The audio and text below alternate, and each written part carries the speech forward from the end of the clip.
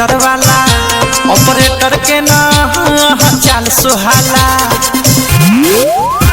फेरा में रहे जनरेटर वाला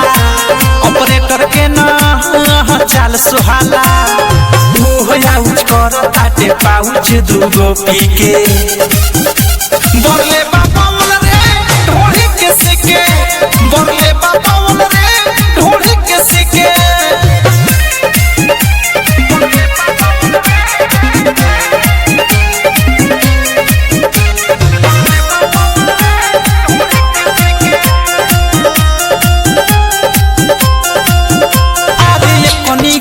गरम लागे शरम लागे उहाँ गरम लागे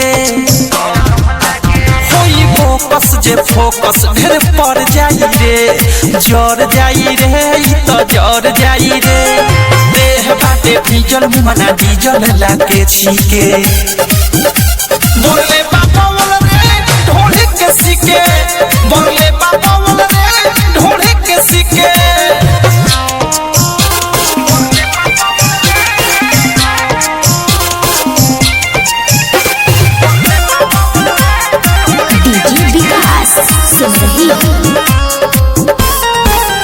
जनरेटर के तार उजोरे बार बार बथता का पार बथता का पार ठीक नहीं खेचाल कबो छू देता गाल बुरा बाटे हाल राइटर थारू प्रेमी और स्मृति से कहे ठीक है